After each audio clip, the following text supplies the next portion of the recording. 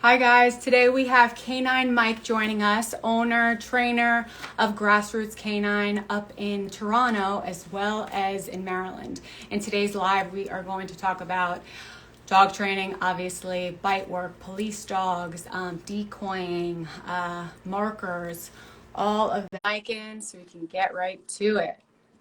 Thank you guys all for joining us. Hey, Hey, how's it going? good, how are you? Pretty good, pretty good. On the hotel Wi-Fi, so I wasn't sure how it was gonna work out. Okay. Well, we can see you and hear you. Where are you? In Georgia right now. We're on our way back up from Florida to Maryland. Okay. So how are you splitting your time these days? Or- Uh, it's quite a bit of time in Canada right now, just with COVID and the lockdowns. Haven't been able to come back and forth as much as we would like, or everyone else would like to travel. So it's my first, maybe every 3 months or so I get down to the U.S. right now. Nice. So what are you doing in or in Georgia? What are you doing there? Well, it was a multi-purpose trip. We had a couple workshops, me and Carlos Ramirez, and also we're trying to purchase some dogs to take back home to Canada right now. As again with COVID, we're supposed to make a Europe buying trip, but that was kind of out of the question in February. So now we're just trying to kind of catch up. Very nice. Doing what you can. Yeah, yeah, exactly. So before we dive into all these different topics, I wanted to talk to you about how you got started. And Yeah. So I started off kind of not doing dogs. Like I had pet dogs. I started off, you know, my daughter's making noise in the background. Sorry if you can hear. um, I went to school for psychology and sociology in regards to like humans specifically. I did counseling for about a year with dually diagnosed adults. So they would be like, for an example would be they would have autism and schizophrenia. Those are pretty in like a group home environment. And I thought that's what I wanted to do. But when I was there, I realized like, hey, I'm not really good at being empathetic and not sympathetic, where I would take a lot home with me and it would weigh on me quite a bit. And I wasn't seeing like a lot of what we would deem as like results. It would seem kind of like the same, like Groundhog Day almost. And I was working dogs as a hobby on the side of that. Started like as a training decoy and French ring. And, one day I just came home and kind of had enough. And I was like, hey, I'm just going to do dogs and see how it goes. And that day is kind of, I've been here since. a good transition. That's very, very heavy stuff. So when you say I just started to, I wanted to train dogs, how did that work for you? Like, how did you get your start?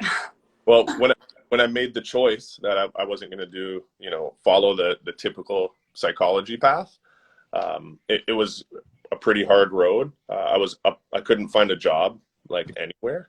I would go to like regular daycare and kennels and apply, and they would see my resume and they wouldn't hire me. And I'm like, oh, you're overqualified. And they're like, this is a minimum wage position. I'm like, yeah, I don't care. I'll do it for free. I just want to learn. So, I knocked on probably 30 different kennels doors, and one of the people kind of gave a hint that maybe they would consider me, just being a kennel tech. And I showed up for probably like a month straight without being paid, just like, hey, what do you guys need? How can I help? Picking up poop. And finally, I guess I annoyed them enough that they hired me for minimum wage, and I was there working and got to do some, regular daycare stuff. And they had a trainer there at the time that would let me kind of shadow and apprentice. But I was putting in probably, easily 60, 70-hour weeks and being paid for 40 hours at minimum wage. I would leave that job and go to like a local French ring club in Miami and kind of annoy them enough that, it was an older group of gentlemen. So they were kind of happy to have someone young there to throw in the bite suit. And I guess I was the only stupid one there that would get in it and just get beat up by dogs. Had no idea what I was doing, but yeah, the bug bit me then, and Down That's the rabbit hole. exactly. Well, you definitely paid your dues. I'm still paying them, I think. Still. So can you talk about Grassroots Canine and what you guys do? Yeah. So we're based out of Toronto. Our main location's just north of Toronto, and we offer, I would say about 80% of our business is like pet dog training. We do everything from basic obedience with puppies up to behavior modifications with some not so happy dogs. Um, the other side of the business is where most of my time is focused on like the police dogs and working dogs aspect. So we're a vendor for police dogs up by us, as well as we travel and do seminars and workshops geared towards. As of lately, it's been geared towards police specifically, but from everything from obedience, detection work, tracking, bite work. Anything that kind of falls under the umbrella of like a working dog in a police kind of environment, that's where my passion is at this time. In 10 years, maybe it'll be somewhere else. But we cover kind of all of that. And that's where my kind of expertise lies. Very cool. So can you explain what is a police vendor? Yeah. So what we do as police vendors is we try and, not every dog has what it takes to be a police dog, just like not every person is going to make it to the NBA or to the NFL. It's very similar. So what we do, we're a small time or a more smaller vendor in that we don't have, a kennel full of 150 dogs. Our max that we'll have at our main location would be 15 to 20 dogs. And that would be us maxed out. So what we do is we travel around or procure, or we breed sometimes, and raise dogs that are going to go into police programs that have, the right genetics, the right health, the right temperament to make it in these police programs, which are pretty demanding of the dogs. A lot of times we get calls and they're like, hey, my dog, it growls when strangers come around. And like, hey, I think this is going to be the right dog. And what I don't think the general public may know is like that's not a desirable trait and what we're looking for. We want these dogs to be maybe not super social butterflies all the time. Some of them can be, but we want them for the most part to be socially neutral. We don't want them to just see someone and think like, oh, that person is who needs to be targeted, because there's a lot more to police dogs than biting. Right, biting it's a super important part of what they do, but there's a lot more to it, and they got to be able to be around people. They have to be able to, depending on what level they're going to go to, sometimes they need to be able to be handled by multiple people, and be safe and be clear of mind. So we try and really focus because we don't have the quantity of the 150 dogs, we try and focus a lot on the quality of the dogs that we can get. So from when you are selecting a puppy for police work, what qualities are you looking for? Yeah, so first and foremost, what I like to do is we test their environmental stability, or just so that they have solid environmentals. So, them being comfortable walking in dark rooms on slippery surfaces, maybe open graded stairs, things that can be a little bit intimidating to the average dog. Something that we do different is that I don't like to do it while the dogs are in drive. So I want them to be, aware of what's happening around them, aware that they're walking on these open graded stairs, aware that they're on these slick surfaces. Sometimes, as you know probably fairly well, that Malinois can get blinded, or these working dogs can get blinded when they see a ball or something that they want. So you could be able to kind of carry them through those without them noticing that they're in those situations. So first and foremost, we test that. And if I'm okay with them getting a little bit weirded out by things that they haven't seen, but what I really look for is that recovery time. Like, hey, if they get a little bit spooked by something, that's okay. There's going to be things that spook every dog. But what do they do after they get spooked? Do they sit there and Are they just done? Are they shut down now? Or do they try and, oh, well, that was a bit spooky, and then work through it? And that's something that we look for a lot. If they pass that like environmental testing, then I'll move on to hunt. So when I say hunt, it's pretty much fetch. We play fetch with them with a ball to start off with and do some field throws. So we'll just hold the dog by a collar, throw the ball in some long grass, maybe let the dog get a sight picture of the area that the ball dropped originally, and then let them go. What we look for in that turn of things is we want the dogs to be pretty intense about hunting and not just rely on their eyes for a long time. Usually what they're going to do is like, hey, where did it go? They look, and we want to see them make that transition from, okay, I'm not finding it with my eyes. Let me default down to my nose. And then I'm not really concerned if they actually find the item or the ball that we threw. I try and apply numbers. So I try and say, hey, how long has this dog been hunting for this ball? So we try and have a criteria set.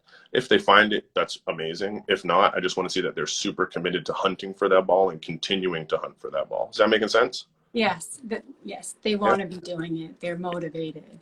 Exactly. I don't like if they keep coming back and checking in with the handler, like, hey, give me a hint. Where's it at?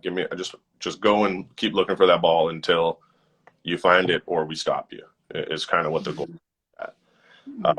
A lot of dogs, as we get further along and we move from environmentals to hunt, there's a big portion, the majority of the dogs that don't pass already have failed in the environmental stage. So for instance, this trip we tested about 10 to 15 dogs so far.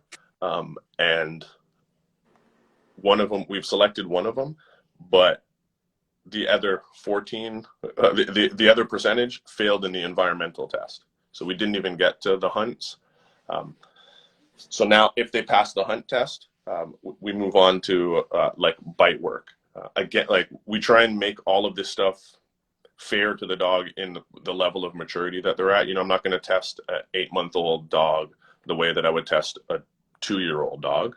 We have to be fair to where they're at. But what we look for is pretty common there as well. I like the dogs to be forward in their attitude. I like to see a bit of possession. So when they're biting something, I like them to maybe like try and hold it and be excited about it that way. And after that, then we're off to the races. How old are the dogs that you're testing? Yeah.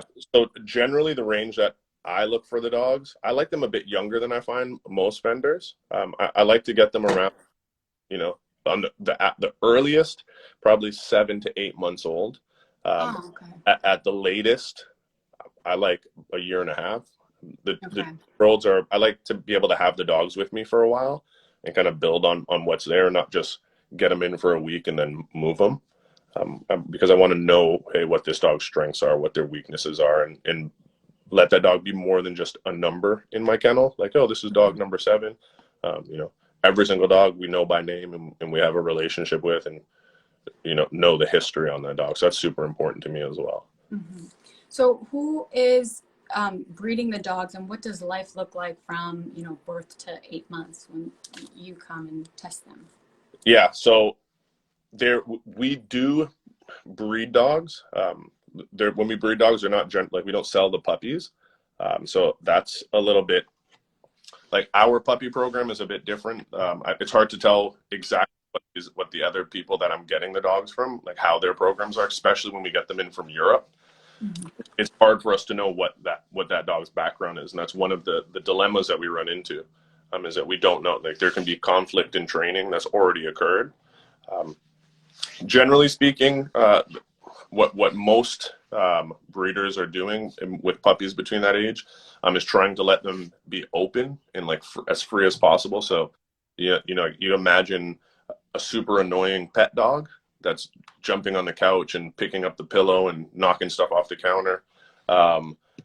That's what they're kind of embracing, right? And they're generally we look for annoying dogs is the easiest way to put it. Mm-hmm. That makes sense. You want to keep them like high drive. You don't want to water down any of those qualities. Yeah. We want them to just know and think that the world moves to the beat of their drum. And when they go out in the world, they make good things happen. And it's all up to them how things work out. Mm-hmm. Very cool. Can you talk about, I've heard you talk about like activating your dog, and like, can you just talk about, well, first off, like a proactive dog versus a reactive dog? What's the difference? In regards to bite work specifically? Bite work, I mean, just the dog in general. Okay. Yeah. So, like the general rule of thumb is that what I look for in a dog, or what I really like in a dog, is a dog that's being proactive, and that comes in the form of bite work, in obedience, in detection, in any facet of dog training behavior. And what I mean by that is I want the dog to have the onus of responsibility on them to activate the game, to make things come to life. So I'm sure you've seen dogs when they're doing obedience, or like trial kind of fancy obedience, where the dog needs to be kind of pepped up by the handler, like, hey, look at the toy I have, and look, now get into heel. Where I want to change that dog's mentality, where the dog is kind of almost bumping at the handler and being a bit like, hey, come on, like, let's do something, and Mm-hmm. the handler to life, for the handler to say, okay, fine, I'm gonna let you heel. Like we try and change the mind state, where a dog being proactive thinks that it's controlling the world around it, but we're just doubling back on them and making them, really we want them to heal, but it's kind of playing hard to get. Like, oh no, Mm-hmm. okay, fine, I'll let you heal right now. And then they're like, oh, so enthusiastic about it, without us having to kind of, get Pull them. it out of it. Yeah. Mm-hmm. Does that make sense? Yeah, it does. It's so interesting, because with pet dogs, it's like those dominant traits, you want to, water it down, wash it down. The dog is pushing the toy into your legs, like, come on, come on. And it's like, okay, you're in our world now. But with the dogs that you're talking about, you embrace those and really And look that's for why that annoying.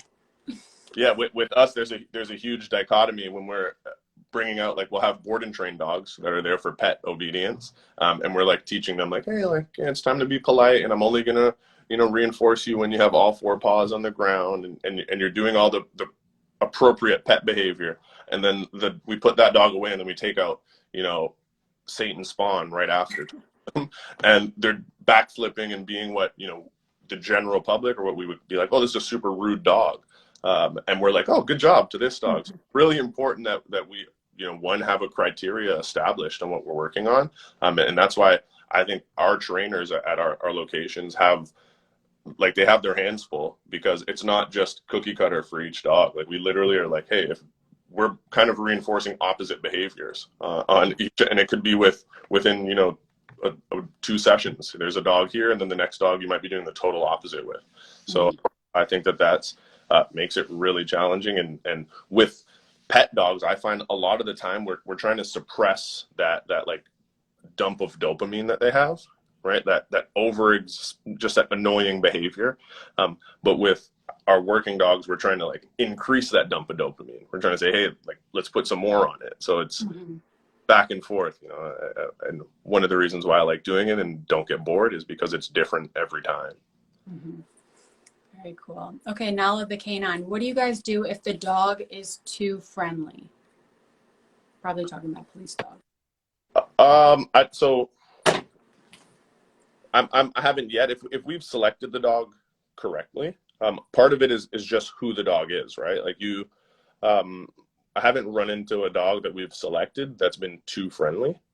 We want them to be, again, like, social or socially neutral when it's not time. The majority of that police dog's life is going to be him.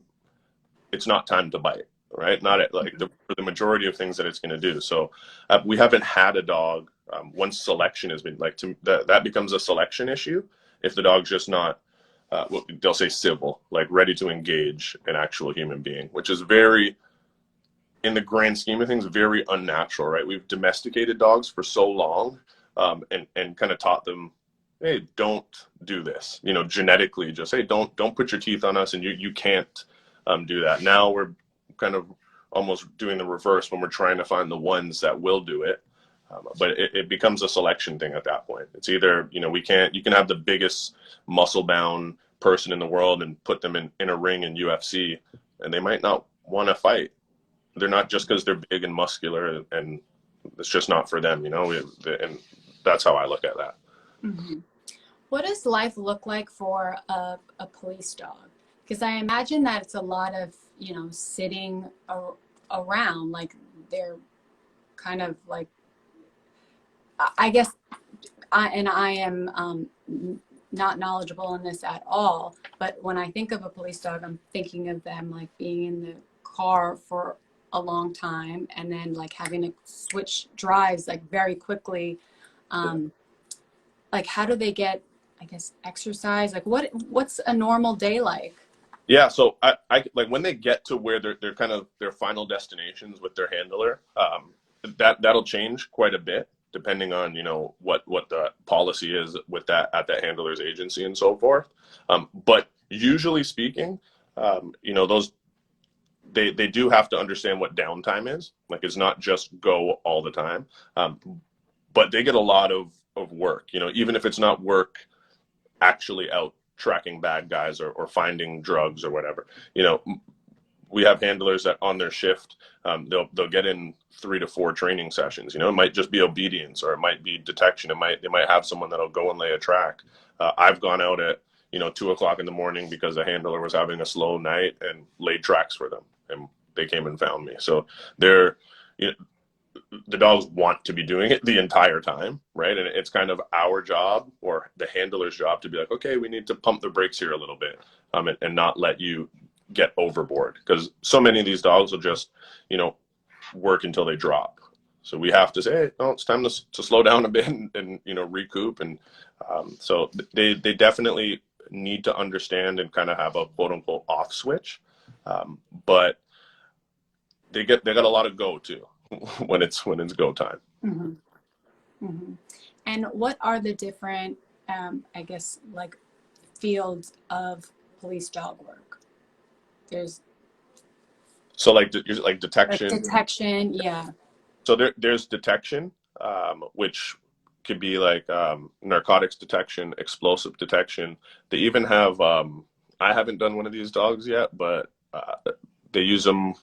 I don't know what the appropriate name is, but they use them to find like SD cards and stuff for sex offenders that may be hiding them. So there's like huge arrays in just the detection field of it, like what they can do. They do evidence location.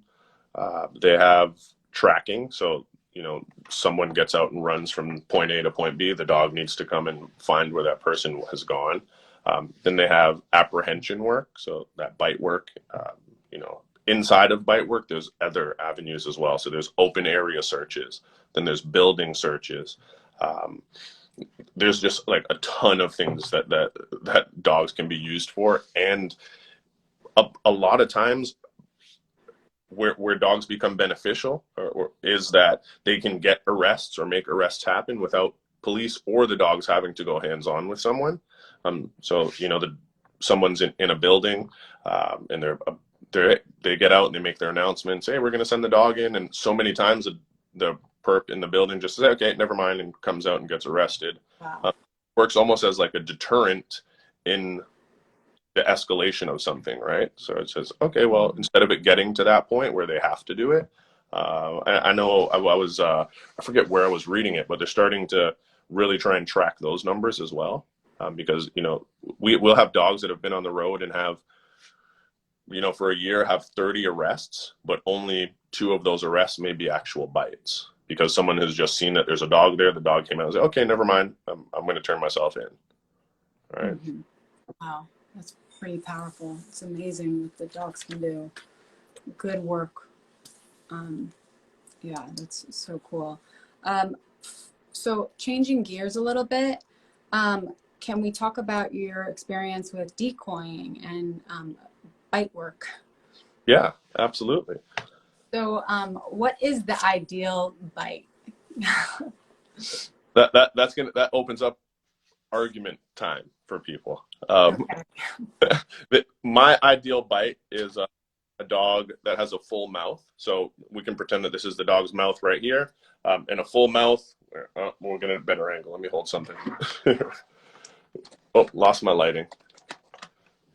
Sorry. So here we got my Gatorade. So this is the thing that the dog's biting. This is the dog's mouth. A full mouth means that the dog's not biting just with the front. It's in the back of the dog's mouth, right? So all the way gripped in there. I like a full mouth. I also like the dog to be active while they're biting. Again, tapping into that proactive dog. I don't want them just to get a full mouth and just hang out here. I want them to get their full mouth and then continue to punch forward. So continue and punch forward. When it gets to police dog stuff, one that goes into pain compliance on a suspect, but it also, in the long run, keeps the dog safer, in that if they're just biting with the front of their mouth, all that pressure is just on a few teeth in their mouth, and they can break teeth. It also keeps, it kind of seems counterintuitive, but it keeps the person that the dog's biting safer as well, in that if they're biting with the front of their teeth, they tend to shake quite a bit, and they can start pulling and tearing, and things get gross. Where if they're biting with a full mouth, they stay in that same spot, and they're just punching forward. So it's not a bunch of different puncture wounds everywhere. It's just right on that one spot. So I really like that biting style. I said it opens, when you ask the question, it opens it up for arguments, because just because I like that doesn't mean that everyone's going to like that biting style. Some people prefer a dog to bite with a full mouth and then be pulling on the bite. And it kind of just goes to different schools of thoughts. But my personal style of biting is I like that, and I like the dog to be proactive and not need a bunch of help. Just, hey, that's what you do. You keep doing that. Mm-hmm. Makes sense. It's like a fish. Yeah. I just want to hop up. We had a question from Vanessa Canine. Who's the best dog you ever picked up at the Detroit airport? I think you made a mistake. You meant to say the most expensive dog that I ever picked up. His name was Vito. And it wasn't expensive I got it from Eric. But I got double taxed on him at the border. So his price went way up. So that's his name's Vito. He's actually a beast of a dog. He was a shepherd Malinois cross, and he's out there keeping the streets of Western Canada safe. Okay, you said he's the most expensive dog. How much is he running for, just to give us a sense of how much these dogs cost? So expensive so when I get them in, the usual price range for the dog is around 75 to 8,500. So, and that's like when they come green, they're green essentially. So then we have to put the training and all of that on them, and then get them to their agency. Vito was more than that, because I got taxed like another, I want to say 4,000 or 4,500 at the border, because one of the border agents was having a bad day. I should stop talking just in case someone's watching. Got to cross the border soon. Oh no. That's really funny. I don't even know if we should go on that topic. But... Yeah, we'll avoid. We'll have a conversation private one day. Okay. I won't get into. But all right. So this is around 75, 8K, and then how much are these dogs going for once they go to the agency? Yeah, so it depends. Sometimes the agencies want the dogs like pre-trained. The term like green dog is up for interpretation as well. So some agencies want a green dog, but they want it to have a foundation in tracking, and they want it to also have, a foundation in bite work. So for me, when I think of a green dog, I think of a dog that has none of that. It's just out the box. He hasn't had any training, and we just see what the dog naturally has. So depending on how much training the agency wants, the range will kind of move from, like, let's say $1,000 up to maybe 20,000. And then if you put handlers courses and stuff into that, it can get a bit expensive. But I always say, like, buying a dog, an agency buying a dog, you know, is the cheapest part of having a canine unit. You know, like that, you know, when by the time they say, okay, how much their vehicle insert is going to cost, how much vet bills are going to cost, how much food is going to cost for this dog, you know, the actual purchase of the dog is at the bottom of the list when it comes to that. But yeah, the price range varies quite a bit. It would be really cool to see those stats, like the data of, you know, the arrests and, you know, even saying, you know, we're sending the dog. I feel like that would be really helpful. Yeah. In terms of like talking about cost and risk And reward. Also for the climate that we're in, right? Like a lot of time, like, you know, it's not pretty when a dog bites someone. But if you see that, hey, this dog that for this one time, you know, this was the best tactical decision for them to make, to keep, you know, the perp safe as well as the officers and the dog. But hey, the dog's had 100 other arrests and it hasn't bit anyone on those arrests because just his presence there was enough to talk someone down from doing something silly. If you ask other handlers or you get people on here, I encourage you to ask them, like, hey, how many arrests have you had with your dog where a bite wasn't a part of it? And I'm sure that those numbers are they're going to outweigh tenfold the amount of arrests that have had bites. And I think that it's important that, like, that message gets put forward as well, because, you know, they're overall just super useful, you know, companions, but as well as tools in this, especially this day and age with what's going on. Absolutely. Mike, how did you get involved with police work and, you know, training police dogs? Yeah. I ask myself that sometimes, to be honest with you.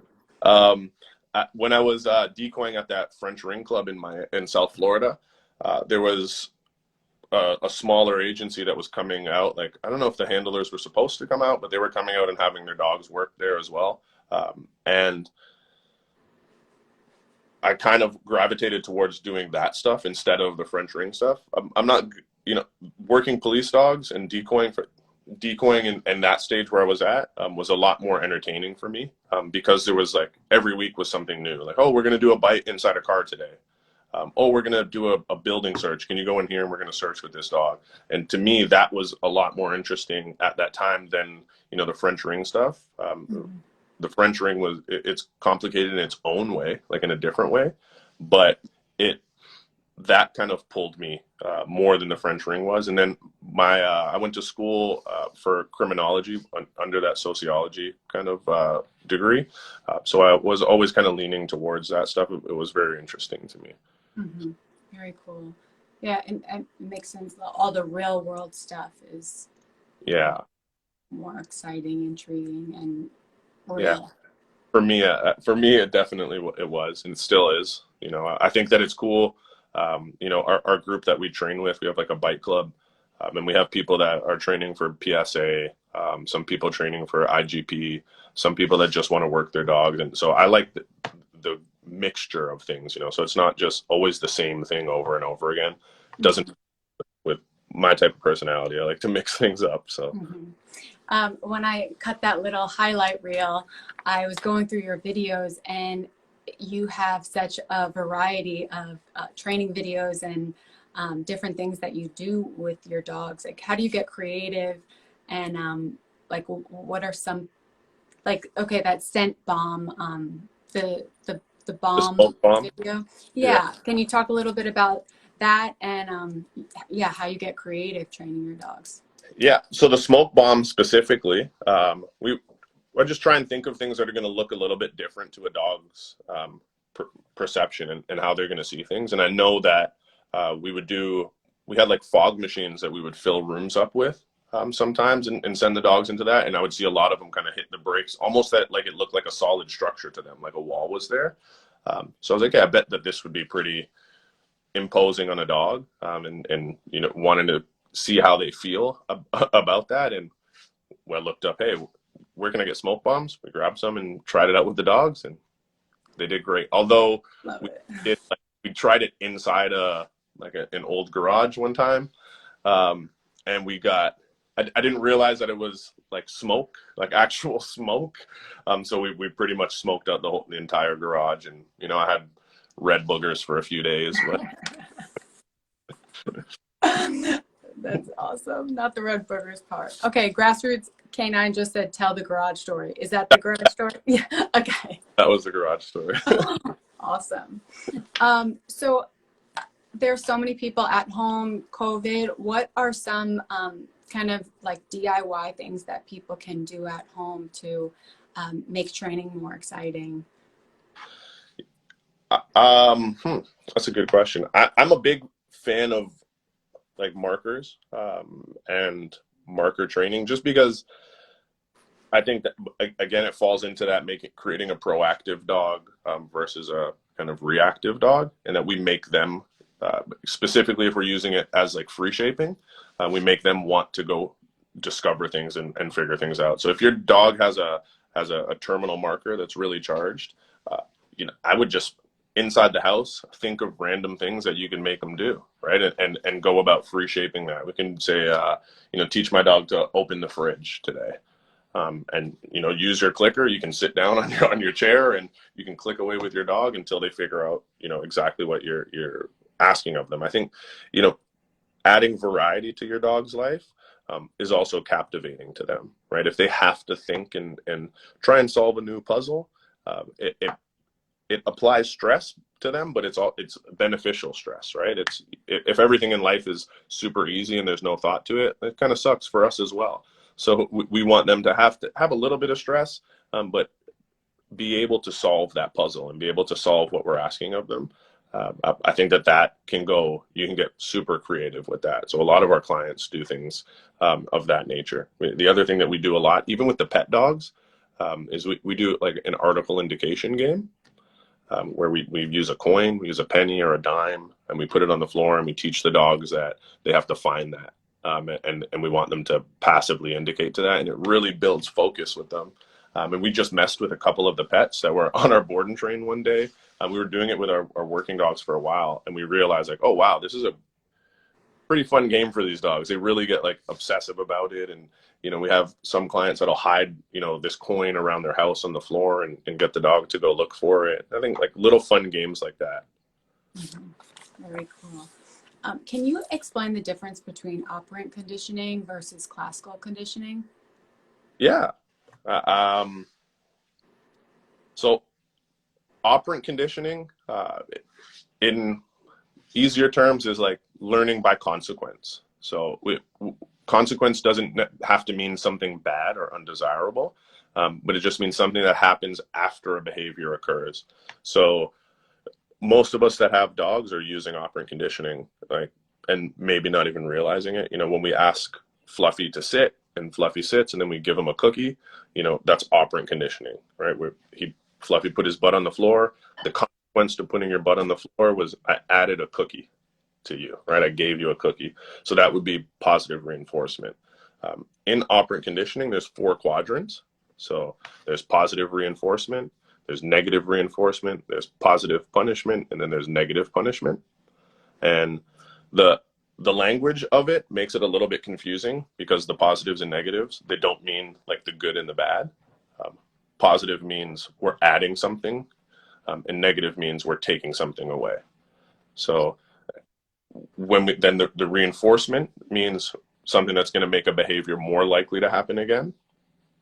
And punishment means something that's going to make a behavior less likely to happen again. Is it making sense so far? Yeah, it does. The last part, the punishment part, it just got cut off. Okay, so yeah, I was saying punishment just means something that's going to make a behavior less likely to happen again in the future. Mm-hmm. So. And when you're training, what does the punishment look like?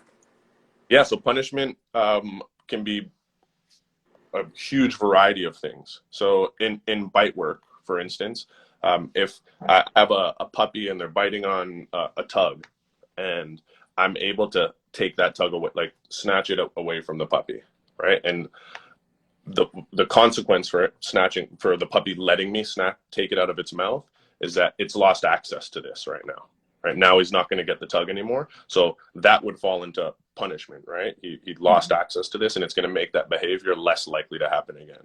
So it doesn't always need to be like an e-collar stim as a punishment or a pop on the collar. We can use the environment, right? I can say, hey, here's food. I really want you to do something. You don't do it. You've lost access to this food. Right? Is that making sense? Yes. Yeah. So that would be negative punishment. You can, positive punishment would be something like, popping a dog on a collar. I told you, to leave it. You didn't leave what was over there, so I gave you a pop on the collar. Now we positively punished it. And then, so classical conditioning is kind of like learning by association. So like cues almost. So things that are established before a behavior. So I don't want to sound like preachy right now, so I feel like I'm coming off a little preachy, but No, you're not at all. No, it's good. It's and I'm sure someone will be able to explain it a little bit better, but are you familiar with Pavlo? Ivan Pavlo? He's the like psychology. Yeah, like with the bell and the dogs salivating. Yeah. So basically, I think we sometimes in the dog training community get confused with classical conditioning, because basically what Pavlo's experiment was, or unintentionally stumbled upon, was that this bell that was an insignificant thing to the dogs, he was able to make it signify that food was coming at first, right? Every time before they got fed, that bell would ring and the dogs would start to salivate. Then they would be fed. Eventually, the bell elicited the same response that the food did, in that the bell by itself made the dogs salivate. And what the key point that I think a lot of us miss out on, including me at times, is that salivation on the dogs was an involuntary response. Like, it wasn't up to the dogs they didn't consciously make the effort of saying, oh, the bell rung, now I need to salivate. Like, it's out of their control. So sometimes, and this is where I get, when we're using a clicker and we've classically conditioned a clicker, sometimes people click and they mean it to be a terminal marker, which means like, hey, the behavior you're doing is done. Now come to me and get food. But sometimes those same people will click and also want it to mean a continual marker, which means the behavior you're doing, keep doing that and I'm going to come and give you food. Right? And if the dog's having to think that through mid behavior, then it's to me that clicker is not classically conditioned yet, because it's not an involuntary response. Is that making sense? Yes. So, and in this case, do we want the clicker to be the bell? Exactly. We want the clicker to happen, and then it's out. Whatever we've conditioned is out of the dog's conscious control to what it does. Right. So if I've conditioned my clicker to mean terminal, hey, behavior is done, come to me and get food or get reinforcement, then I don't also want to use that clicker to mean stay in behavior, because then they're having to think too much. And if they're thinking about it, it's not an involuntary response, and then it's not classically conditioned. I just want it to mean one or the other. It either means stay in behavior and I'm going to come and give you something, or it means behavior is over. And for me, with my working dogs, I use a lot of terminal markers. So behavior is done, come to me. And I barely use any continual markers. But with our pet dogs, I use a lot of continual markers and still use a little bit of terminal markers as well. Because I found with terminal markers, I elevate a dog's dopamine levels, right? That dopamine, that neurotransmitter that says, oh, there's something good that's about to come, right? Dopamine raises because of anticipation of a reinforcement, right? So when I click and they get to explode out of the behavior that they were doing and run back to me, it's a huge dopamine dump for them. But if I give them a continual marker and they stay in behavior, it's not as big of a dopamine dump anymore, because that anticipation it's like, oh, well, you're still coming over to me. And in my experience, I haven't hooked dogs up to gauges to measure what those dump levels are. Mm-hmm. But that's truly what I believe and what I've seen practicing, that, hey, if I want them to kind of flatten out in behavior, I reinforce them while they're in behavior. If I want them to have that explosiveness in behavior, I click and pay them out of behavior. Mm-hmm.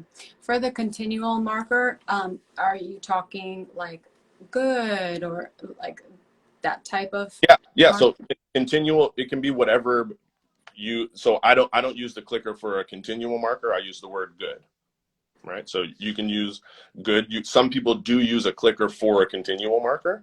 And that just, again, it doesn't matter what it is. I also use whistles for terminal markers, and I use I use yes for another terminal marker. So it doesn't matter what the sound is specifically. It's just having, continuity and being consistent with what you're using that particular sound for. Mm-hmm. If it's a continual, it always stays a continual marker. If it's a terminal, it always stays a terminal marker. Mm-hmm. For me, that's how, what makes the most sense in my brain and how I've seen the dogs perform while I'm working them the best. I think, anyone that owns a dog knows that, when we give a little bit of gray area for them, they get a really big mixed message. Mm-hmm. So I try and whatever we're trying to eliminate, whatever gray area is possible to be there. That's just where I'm at right now. Like 10 years from now, I might be onto something and say, oh no, wow, I was doing that like a goof. Like I was at our workshops, I always tell people, hey, if you spoke to me, 6-7 years ago about a clicker, like I was the guy that was like, oh yeah, clickers, oh, you're going to click my dog and it's going to, like, that was me, So what I like about this is that, we can continue to progress, and I'm not married to any of the ideas. Like, I'm just like, hey, this is the best way that I've figured out to do it right now. Hopefully next year I have a better way. Mm-hmm. Okay, Karen, the Decoy, how much classical conditioning do you think happens by accident in training? I think tons of classical conditioning happens by accident. And I think a huge portion of the problem behaviors that pet and working dog owners run into comes from accidental classical conditioning. The easiest example in like a pet home that I can think of is a dog being excited at the doorbell, right? Doorbell rings. Every time the doorbell rings, something exciting happens at the door. So now we've classically conditioned an involuntary response on our dog's behalf to explode and be, maybe bark or maybe lunge and run over to the front door. So I think it's important that we understand classical conditioning, because traditionally what we would do is just immediately correct that behavior, right? Is apply an undesirable consequence. But if we understand that, hey, we've made it an involuntary response on the dog's behalf, then it's not really fair to correct the dog for that behavior, because they're not making a conscious choice. Does that make sense, what I'm saying? Mm-hmm. Yes. Just like they didn't make a choice to salivate. They're not making a choice to bum rush the door when the doorbell happens. We taught them that unintentionally. So we need to kind of battle those things a different way. And then maybe we get to the point eventually where we start saying, okay, now there's an undesirable consequence for doing that. But first we have to extinguish that. Mm-hmm. Makes sense. Okay. Can you clicker train your husband? So can't tell you if that's the answer. I tried with my wife and it didn't work. It did the opposite. I think markers is the best thing that I've learned and has been the most useful, like in my own training with Rika, understanding like the continual marker versus the terminal marker. Yeah. So I think like when you're training and you have treats, you want to always reward, but then it's really important to take a step back and actually think, oh, how is this dog actually learning what I'm asking them to do? Because there's a difference between like I say like a sloppy behavior and like clean, like, okay, this is what there's a difference, and obviously there's levels. Yeah, no, for sure. That marker, outside of the clear communication to the dog, it also gives clear communication to the handler, right? We can see like, oh, my timing was really off when I just issued that marker. So it gives us the ability, I find, more real time to be able to adjust like on the fly, right? If I push a clicker and I was trying to click when a dog's butt hit the ground, but it stood up and then I hit the clicker, it's way more obvious to me that, oh, I was off right there. And now I just taught the dog, stand up a little bit and then I'm going to pay you.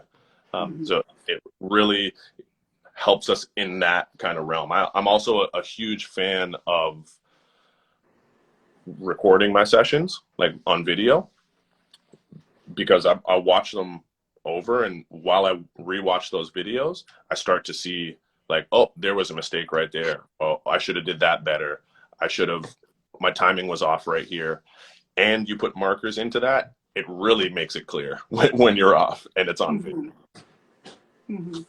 It's so funny because, you know, we started the Instagram like in May, and I've been sharing videos from the start.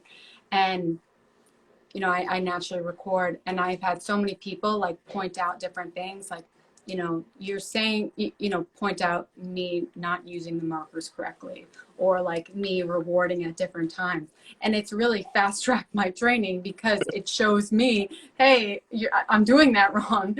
Don't do this and that. So that's one benefit of recording and sharing. I got a question for you. What kind of piqued your interest to get into this with bright gun? With having a Mal, or like in the dog world? All of it. Having a Mal and in the... Yeah. So I grew up with a German Shepherd and a Collie, and in my early 20s, I rescued a Chihuahua. My ex and I, Dave, we wanted to get a dog, and he was dead set on a Malinois. And I loved all the qualities and thought they were amazing dogs, but I was very concerned about the commitment. Like, holy shit, you know, it's a lot, like all the, you know, mental and physical stimulation, blah, blah, blah. I think, and this is what happens with Mals, like people love what they can do, you know, they see John Wick and want the Malinois, but don't know the time that goes into it. So we got Rika, and yeah, and I mean, I have really fallen in love with Rika and the breed in general, and connecting with really smart, passionate people. I'm learning so much and very, very inspired. So it's like every day I'm peeling back another layer and going more and more into the dog world, down the rabbit hole. Yeah, rabbit hole, right? Yeah. That's good. And it, not that I'm anyone, you know, that's super deep down in that rabbit hole. But to, you know, the day that it stops for me is the day that I stop feeling like there's more interesting stuff out there, right? When I'm like, oh man, I can do this better, or what is that? And I'll go down the rabbit hole, even on things that I right now adamantly disagree with.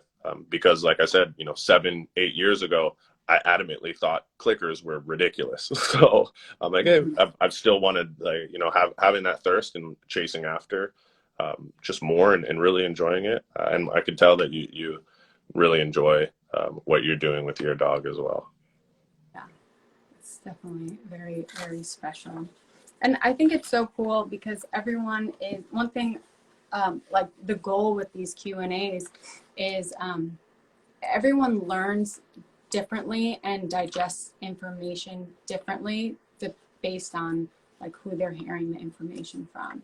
So I love getting to talk to different people and hear how they share information. And a lot of the information is all very similar. But you always are learning more and hearing different perspectives. And I think it also makes the community a little closer. I remember when I first started, you know, I always hear like the dog world is so toxic, and like, yeah, of course, like any field is Yeah. there are always going to, there's always going to be that stuff. But it doesn't matter what industry. But I have found that there are a lot more people like willing to share information and see the positives in other people and techniques and Yeah, I think that that's a big thing. You know, I'm and maybe business wise, it's not a great model, but if I have information or something that I think is useful, or people will find interesting or useful, like there's no like secrets. I don't try and like huddle info over here and be like, oh, you're just gonna get, you know, a piece of it. Sign up for the subscription, or just, hey, like what I have, and I do it because I also, you know, there's isolated pockets throughout, you know, the world or the country where people don't have access to, you know, someone else that can help them, or they can do training with, or they may think that they're interested in, you know, detection work. And I'm like, hey, if I can put some stuff out there that people will, you know, kind of enjoy, or some content that people will enjoy, I'm all for it, because I do this, man. If I'm not working a dog or don't have a dog with me, you know, the majority of my time is watching dog videos or reading, you know, research articles about dogs. Like everything is, you know, if I can help contribute to that, that's what I want to do. You know? Always pay it forward. Honestly, you get so much more back. Absolutely. Yeah. So, okay. G. Steezy, 4-month-old Malinois needs help. How to build her self-esteem when strangers and people engage her. She starts barking like crazy. So what I would say is that, and we're going to go back onto the markers really quickly. For things like, anytime that there's behaviors like that where the dog is already, she's young and she's starting to show barking and kind of maybe lunging at people like crazy.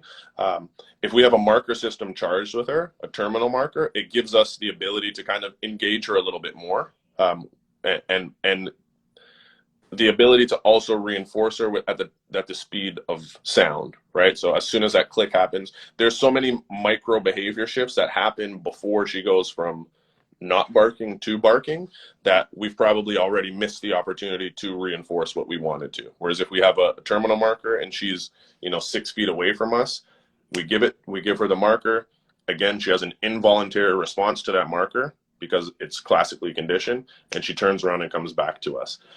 The other thing is about identifying her thresholds, right? If when you go out with her and you see groups of people, you know, maybe at first try and stay 100 yards away where it's doable. And then if she's taking food from you over there, awesome. Slowly, and it may take weeks, right? Slowly then move to 80 yards away.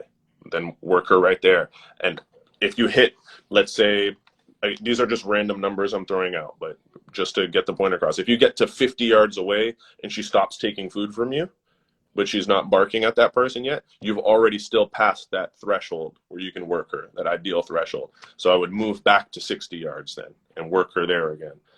The first thing that you're going to see, usually the first telltale sign of you've gone too far, is that a dog is not trying to engage with the food that you have in your hand.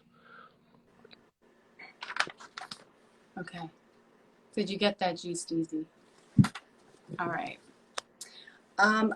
This is a question for me. If I want to work with Rika at home and work on her biting and doing the full grips, what are some exercises that I can do? I see you play tug with Rika, right? Mm-hmm. Yeah, so one of the things that you can do is to reinforce her the same way that you would want her to, if she's actually biting on a sleeve or on someone, with a tug. So, you know, when she counters and moves forward and really bites in how you want her to bite, at those moments, you can let her win the tug. There you go. That's the easiest way. The other way is to kind of become a squeaky toy. So, you know, when she gets to that right spot and has that full mouth on the tug, you give her a little squeak, you know, you say, ow, make a little noise for her, and it comes back to life a little bit. Then you wait, she does it again, give her a little squeaky sound, and, you know, intermittently kind of do that and also slip it and let her win. That's the easiest way at home to kind of do it. The other thing is utilizing back pressure or like a back tie while you're playing tug with. If you use a back tie, it makes it a lot easier, right? You can kind of Skinner box that scenario where there's not a lot going on, and you just opposition reflex. She bites it, you kind of lean, pull it away from her a bit, then give her a split second to adjust. If she adjusts, lean back away from her.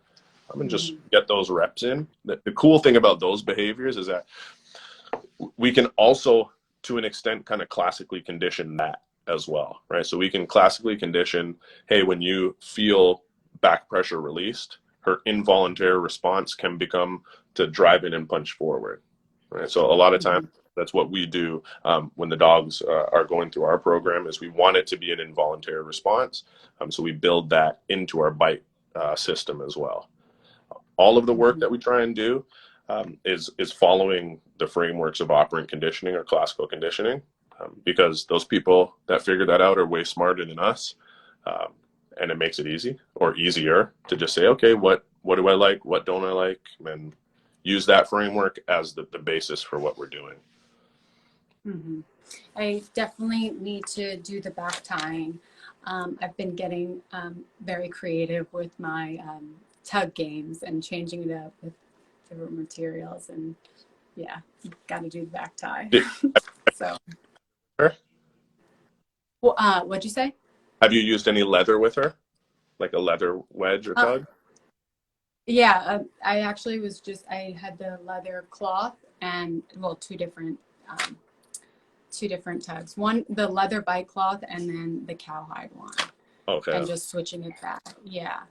But I want to do the back tie. Actually, she did it once, actually, with Jonathan. That was like her first experience doing bite work with someone else. You know, it's just us do training.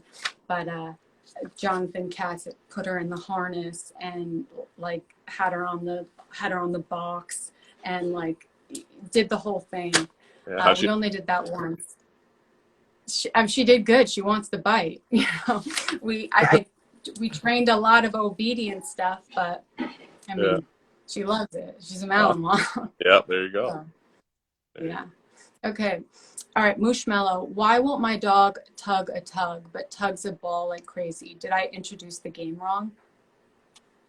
Doesn't mean you introduced it wrong, but you have to also remember that your dog will, if your dog has the option to decide what it gets to tug on, then it make decisions because you have preference. If we remove the option and say, hey, if you want to tug with me, you can only tug on this, and this is your only option for this, you increase the likelihood of your dogs figuring it out, right? If they say, well, I don't like tugging on that toy, but I like tugging on that other one, and we just, okay, here's the other one, then we're letting them make choices in that moment, and they'll always get preferences.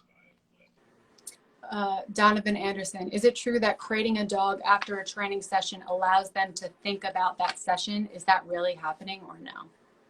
I don't know if it allows them to think about that session. So I do use the crate for negative punishment if I'm doing training. So if I'm doing detection work and I'm working on focus on the odor, which just means I want the dog's nose to stay where the odor is, and the dog breaks that focus, I'll immediately remove access. So I'll remove access to that odor or the possibility of reinforcement, and then put the dog in a crate.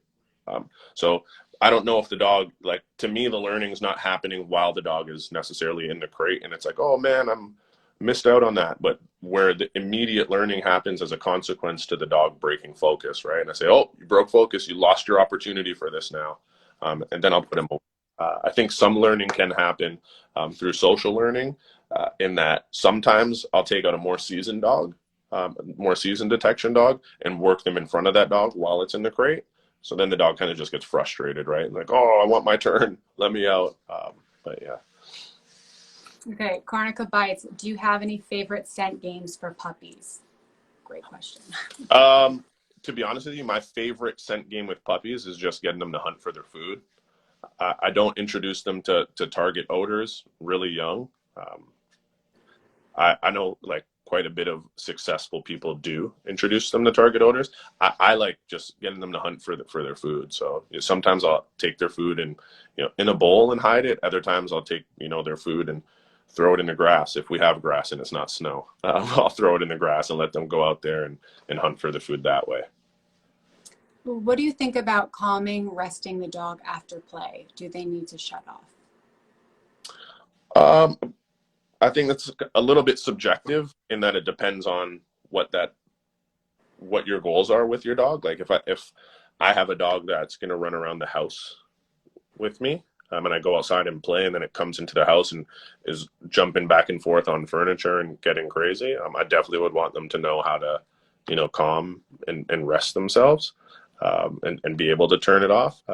But like our puppies, I have my expectations, like I said before, of puppies is like I want them to be kind of obnoxious and like overbearing. So I don't teach them that it's their world. Whatever they want to do, they get to do it. So. Fun town over by you. Advice on how to build the relationship and engagement so the dog turns to you for direction. Yeah, this kind of goes hand in hand with that, creating like a proactive dog with you. If we teach them that all good things come from you, the easiest way to do this, to be honest with you, is existential feeding, which means that every calorie that dog takes in comes from you. So if your dog gets 4 cups of food a day, that means in the morning time you measure out the 4 cups, and throughout the day, that's your dog's sole source of eating, is through you and doing things for you. Some people refer to it as hand feeding, but that's going to immediately impact that engagement and that bond, because you're that resource. You have to also, if you start to look at things like, hey, your dog's time with you is a resource in itself. Right? Your dog being with you is a resource. And you manage that time accordingly and say, hey, if I take my dog out and I want to work on obedience, and I take it out and my dog says, nah, gives me the finger and says, not right now, and wants to go do something else, I say, okay. I don't beg them to engage with me. I just say, we'll try again in 20 minutes. I put them back in their crate and I go about my day. Eventually, that dog is going to make the decision that, okay, this guy's really important. I need to engage with him. That being said, when I'm taking them out of their crate and we're doing those first initial sessions, I'm also not doing it in the middle of a dog park or in an area where there's 30 different toys laying around on the floor. It's a very sterile environment, me and the dog and nothing else. So the dog gets out. If they decide they don't want to engage with me, there's nothing else for them to go self-reinforce on. And I say, okay, I put them away. Eventually, they engage with me. Mike, so we're past an hour. How are you on time? Do you? I'm good. I'm good as long as you're good. Okay. I'm just sitting in a hotel, so. Okay. All right. Tatsby Jamas. How can we redirect my friend's dog from jumping up and getting excited and then start snipping after 5 jumps? Good question. It's hard to give specific advice without knowing exactly or like seeing the behavior. What I would say, if we look at operant conditioning, we have to punish the behavior of jumping up, right? So how that dog's temperament and attitude is going to determine how we punish that behavior. But outside of just punishing the behavior, he also needs to have a replacement behavior. I don't like just punishing behavior and then leaving a dog stuck in limbo. Right. So if a dog jumps up and we correct the dog for jumping up, I don't like it just standing there and like not knowing what's next. Right. Or not knowing what to do. So one, we try and eliminate that behavior through, correction or punishing it somehow. But 2, we also have to teach it what the appropriate behavior is. Right. So if I don't like you to jump up when you meet people, I want to teach you maybe, hey, go to your place when someone comes to the house, or you can walk up and say hi, keep all 4 paws on the ground. And again, if we have a marker system loaded, we can really get our timing right with that, because as soon as a dog sees someone, before he has a chance to jump up, we click, the dog comes back to us, we pay him. Awesome. Okay, Day with Oreo. Can you explain the use of print collars? I'm unfamiliar with what print collars are. Me either.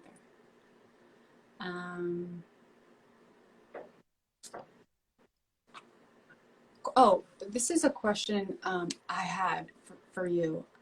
What's the difference in training when it comes to police dogs and sport dogs? How are they trained differently? So for me, foundationally, I train them the same way. In as far as bite, sorry, are you there? Yeah. All right. As far as bite work goes, I train them foundationally pretty much the same way because at the early stages in their development, we're just teaching them technique. Like we're teaching them, what the criteria for biting is, what the bite mechanics are that we want. So if that dog is going to go into sport and then do IGP, they like a full mouth but pulling bite. So then we just say, using our framework of operant conditioning, okay, well, I need to positively reinforce when the dog's pulling instead of when it's pushing, right? So that framework is pretty much the same. Outside of that, I personally don't compete in any sports as of right now. Some of our club members do, but what they do with their dogs that are different than what we do with the police dogs is they do a lot of handler engagement and focus exercises, where with young police dogs, I don't do so much focused on engagement with the handler, because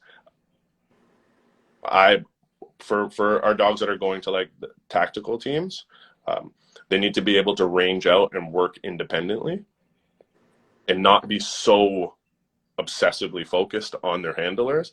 Like, having an obsessively handler focused dog in sport could be really beneficial. Whereas in, some of those applications, it won't be. So the first thing that I do with our police dogs outside of bite work stuff is I teach them like go away from me behavior. So like sending them to a place board, or, taking food and throwing it out for the puppies to go hunt for. I teach them like the away from the handler behaviors first. I find that it doesn't actually impact too much engagement when they get older, because we're using a terminal marker. So they go out, do something, and then always come back to get reinforced anyway. So that's where the main difference to me would be. Makes sense. I mean, the working, maybe there's a change of handler and yeah, exactly. And like, a police dog, they might say, hey, this is a 10,000 square foot warehouse. We got to send the dog in to go hunt and see it, right? Where happening. I need you. Yeah, that I'm aware of. Mm-hmm. Question: how do you train the perfect send away? That's a great question, because I like to use place boards, and if we're doing like ranged out behaviors, we start with a bigger place board, and then you can go to touch pads or things of that nature. That's probably what I would do. I haven't trained the perfect send away, so I can't answer that, unfortunately. I wish I could. I guess like with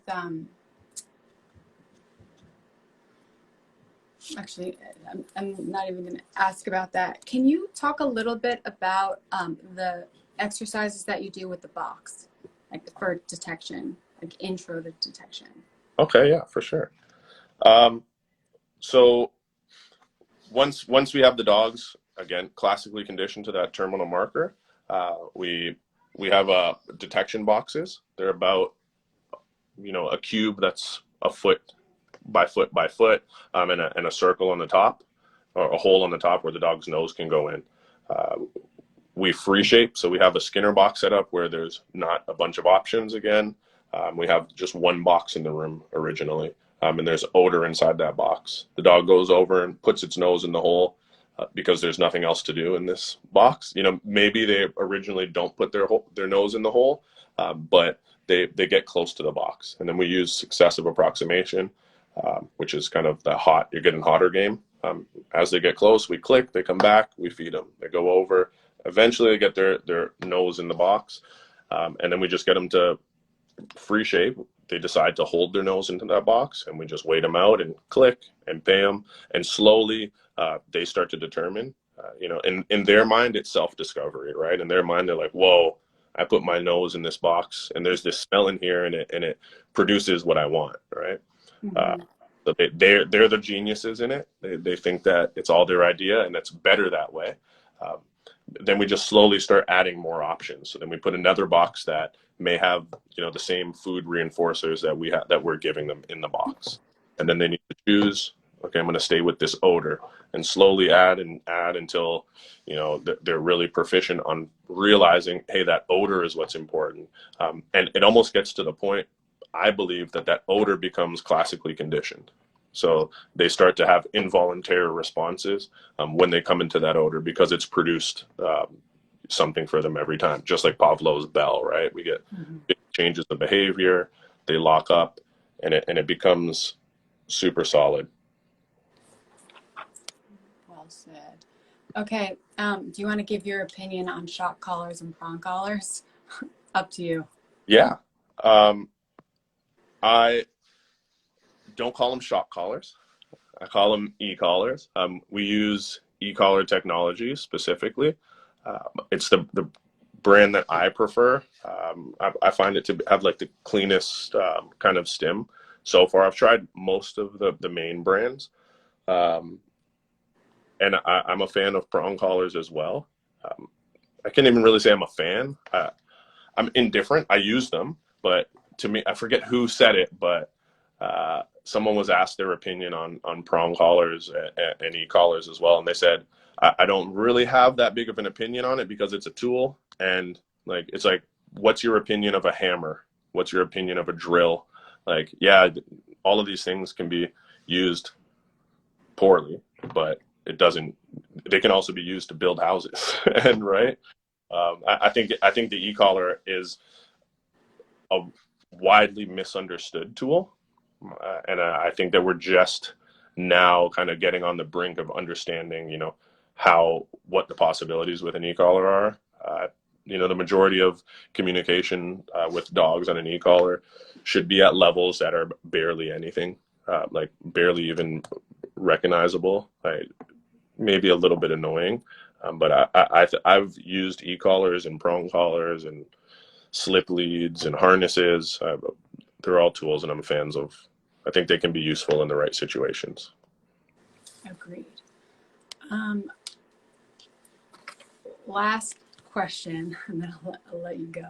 All right. What is your favorite memory from all the years and the different dogs that you've been training? Favorite memory? Ooh, that's hard. And probably after we get off here, I'm gonna be like, oh, I should have said this, or I should have.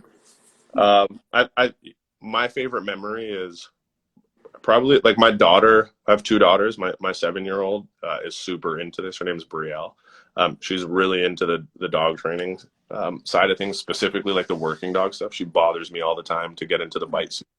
So just I think all in all, like seeing the passion that she has for it, overall is kind of just a big memory for me that I enjoy. So it's still making those memories right now. That's my biggest. Aw, that's so nice. And I'm sure she's inspiring you to keep building and... Oh, she tells me I'm wrong all the time. She's really good. She tells me when I'm wrong all the time. Really Love it. That's good. Well, I want to thank you so much for doing this live and appreciate you sharing all of your knowledge. Also, the amazing work that you're doing for owners at home, but for the police, the agencies. I mean, you're doing a lot of great work, and you're also making good content. So thank you for sharing all of that. No problem. Thank you for inviting me on here. It was great speaking to you. I will talk to you soon, and yeah, if any other memories pop up, let me know. I will. All right, have a good night. Well.